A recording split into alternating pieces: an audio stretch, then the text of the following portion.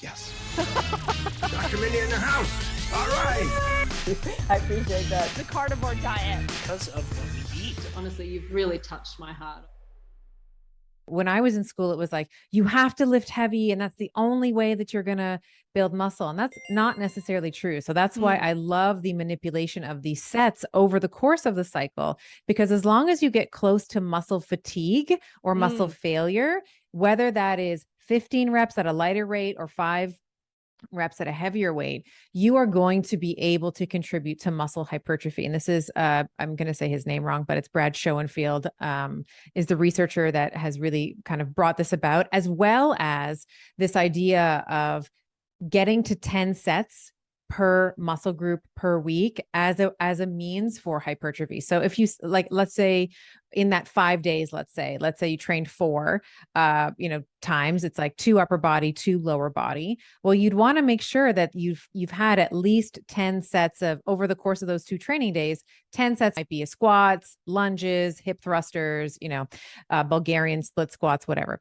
So you want to make sure that you're hitting that muscle group at least 10 times in about a week period. So, to your point, around 5 days, in order to kind of hit that point of building the muscle up and having hypertrophy there. So you could do like squats. You could go after legs on a Monday. And let's say you're on day 10 of ovulation or day 11 of your cycle. You could do legs on Monday, and then on Wednesday, you come back to legs and glutes again with same kind of concept. Let's go in strong with heavy weights during this time. But to your point, because estrogen is still very, very present during ovulation, we would want to go slow. We wouldn't want to do a lot of burst activity. Maybe not kettlebells, always scare my brain a little bit, just because they can be so much swinging movement that can hurt discs and tendons.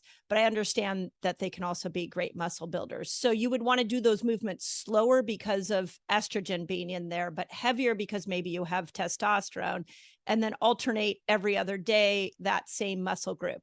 Would you think that would be a really good way to go after ovulation? The other thing that I wanted to mention around estrogen's impact is on the tendon. It makes it stiffer. So so it makes the ligaments a bit more lax, but the tendons get stiffer. So you're actually very well suited to lift heavy. To your point around the kettlebells and like the swinging, I think that there's a lot of, particularly when it comes to hamstring work, like deadlifts, and let's say even kettlebell swings, there's a lot of, there's some glutes and stuff in there as well, but the hamstrings are big primary movers there.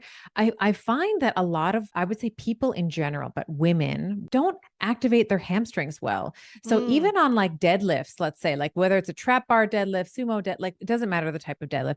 What I find is that there's a lot of, we'll call it, I don't know if this is the right term, but like escape through the back. Like you'll see people initiating the movement through the lumbar spine, right? Yes. And I don't know if you've ever seen this in clinic. We used to always test people. I'm like, show me your squat. And it's like, like people will get their chest on their knees, but their hips haven't moved. And it's like, this is not a squat. This is just like a flexion of the, like 100% flexion of the hips. An activation circuit before you start lifting. Like everyone wants to get to the glamour muscles. Everyone wants to start lifting, but can we maybe think about how we're going to activate